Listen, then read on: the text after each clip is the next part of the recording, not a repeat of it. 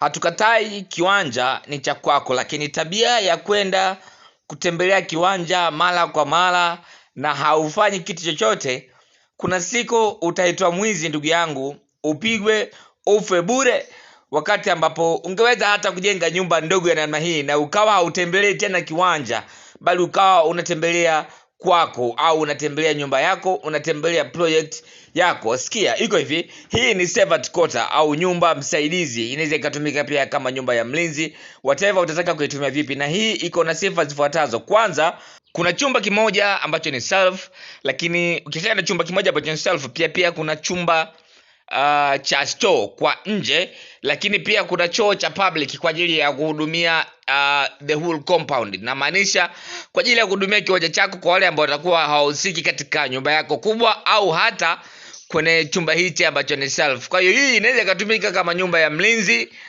lakini pia inaweza ikatumika kama nyumba ya msaidizi kwa ajili ya kusubiria wageni wanaokuja hapo, watakuwa wakilala humo. Kumbuka, wageni sio kwa ajili ya kuishi kwenye nyumba yako wewe ambao unaishi na familia yako.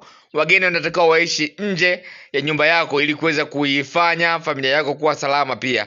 Lakini pia ili jengo limetumika kama mnara wa tanki la maji katika upande wa store na vyoo vya public pamoja na choo cha self. Kwa hiyo pia tanki hilo litakuwa likisupply maji katika jengo hilo dogo, lakini katika jengo kubwa pia ambalo utatarajiwa kulijenga hapo mbeleni. Hapa tofali utakazoziandaa ni tofali 700 za blocks, lakini pia bati sasa hapa bati zinakaa ni jumla ya bati 8 za futi 10, lakini pia mbao za kenchi hapo zitakaa mbao 20 tu peke yake. Na kama unavyoona ili jengo lina upana wa mita 7 na urefu wa mita 5.1, zuri la kisasa, na hili ndilo ambalo linatakiwa kulinda kiwanja chako, sio wewe uwe unatembelea kiwanja mara kwa mara. Utaitwa mwizi siku moja na majirani wakupige wakuumize kwa sababu ambao unaweza kuiepuka. Huu ndio muonekano wake, lakini nikukumbusha pia kwamba ramani kama hii na zingine nyingi zote zinapatikana katika kurasa mbalimbali za Makazi Mpanda.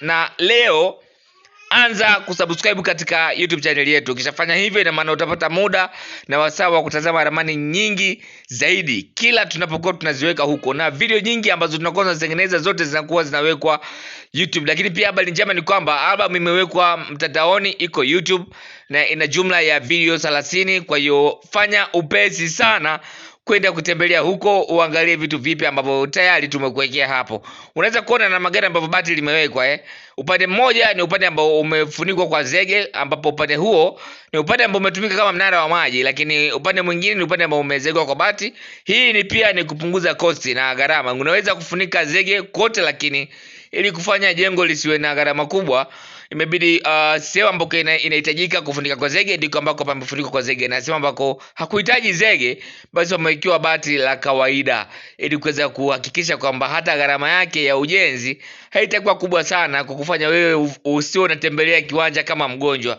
Karibuni sana na asanteni kwa kunisikiliza.